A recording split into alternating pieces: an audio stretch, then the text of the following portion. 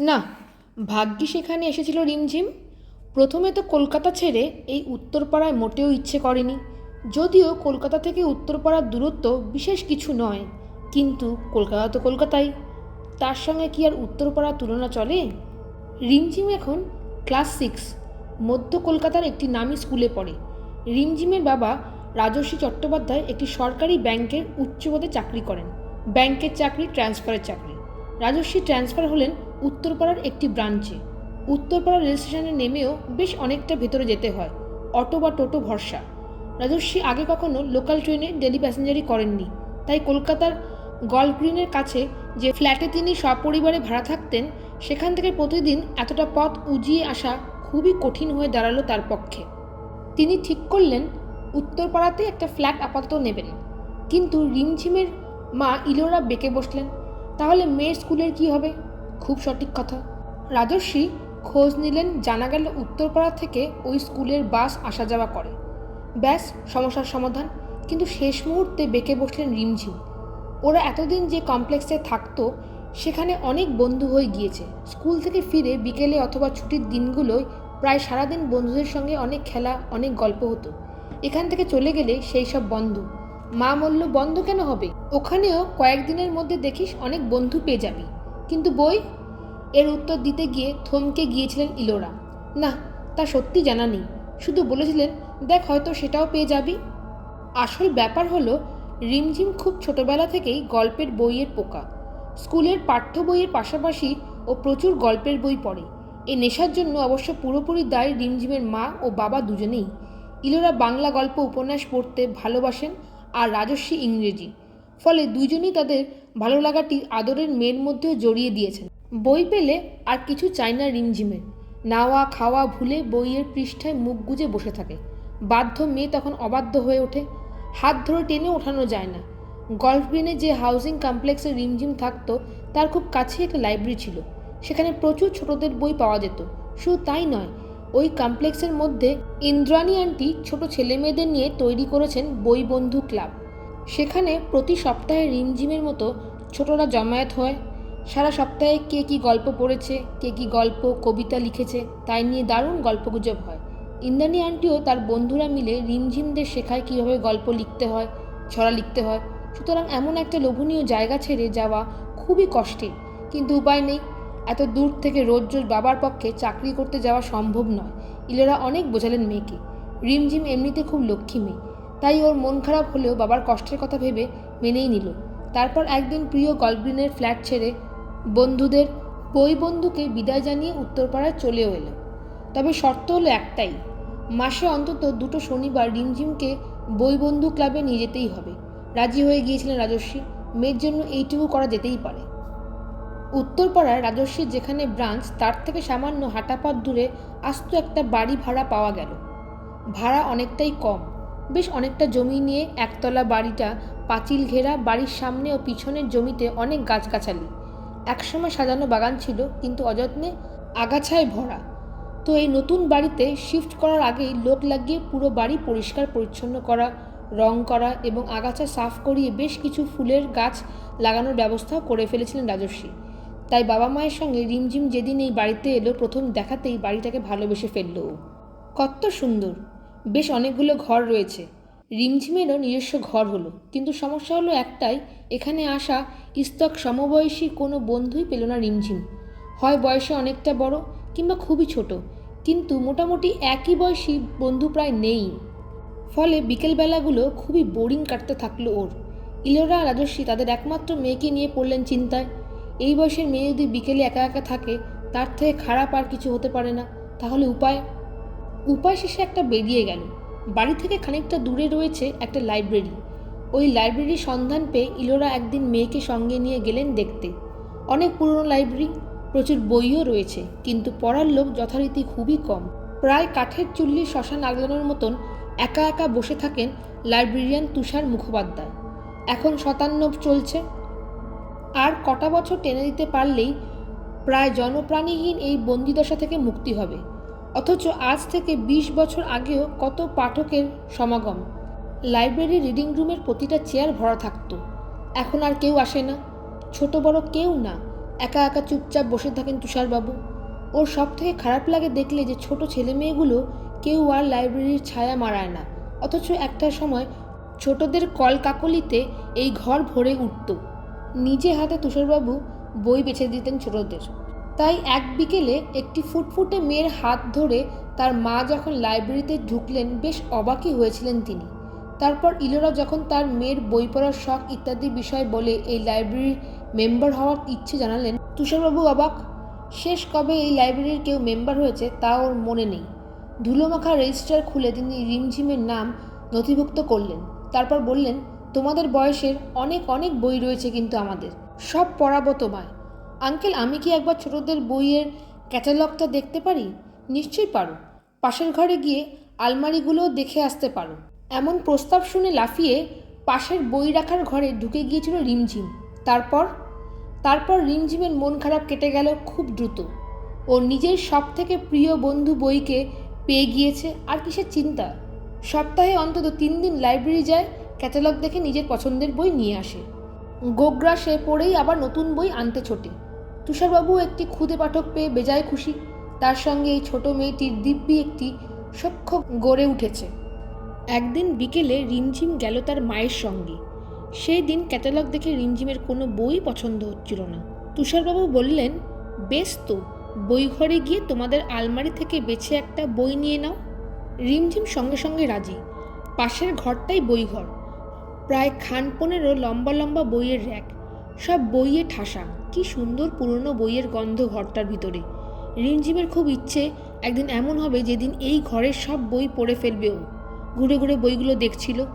ঘরের এক কোণে একটা বইয়ের আলমারি। এই আলমারিটা অন্য আলমারিগুলোর মতো দেখতে নয়, আলাদা ধরন, কাচের পাল্লা দেওয়া, সেটাও বইয়ে ঠাসা। রিমঝিম কৌতূহলে বইগুলো দেখতে থাকলো। আরে বাস, প্রচুর ছোটদের বই তো, শুধু বাংলা নয়, অনেক ইংরেজি বইও আছে। আলমারির পাল্লা খুলে বইগুলো ঘাঁটতে ঘাঁটতে অবাক হয়ে গেল। এ যেন গুপ্তধন। ওরে বাস, কি ভালো ভালো সব বই। ইস, এই আলমারিটা এতদিন চোখেই পড়েনি। ওখান থেকে একটা বই বার করে নিয়ে এসে তুষার আঙ্কেলের হাতে দিয়েছিল রিমঝিম। তুষার জিজ্ঞাসা করলেন, এই বই কোথায় পেলে? কেন, ওই যে ঘরের একেবারে কোণের আলমারিটা, যেটা দেখতে অন্যরকম। তুষার বললেন, ও আচ্ছা আচ্ছা, ওইটা না। ওই আলমারির বইগুলো আর রেজিস্টারে তোলা হয়নি। আচ্ছা দাও, এখন লিখে নিই। বইটা নিয়ে বাড়ি চলে এলো রিমঝিম। তারপর রাতে খেয়ে দিয়ে আয়েশ করে নিজের ঘরে বসলো বইটা নিয়ে। রুশ দেশের উপকথা। বইটা সূচিপত্রে একবার চোখ বুলিয়ে প্রথম গল্পটাই পড়তে শুরু করলো। পড়তে পড়তে কখন যে বেশ খানিকটা রাত হয়ে গিয়েছে খেয়াল নেই। হঠাৎ রিমঝিমের মনে হলো ওর খাটের উপর মুখোমুখি কে যেন চুপ করে বসে রয়েছে। নিশ্চয়ই মা এসে গেছে, এবার বই রেখে শুতে বলবে। তাই তাকালো না, বইয়ের পৃষ্ঠাতেই চোখ রেখে দিল।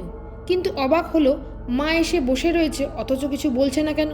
সন্দেহ হতে আবার তাকালো ও, আর দেখে রীতিমতো চমকে উঠল। এ কি, সামনে এ কে বসে? গা ছমছম করে উঠল রিমঝিমের।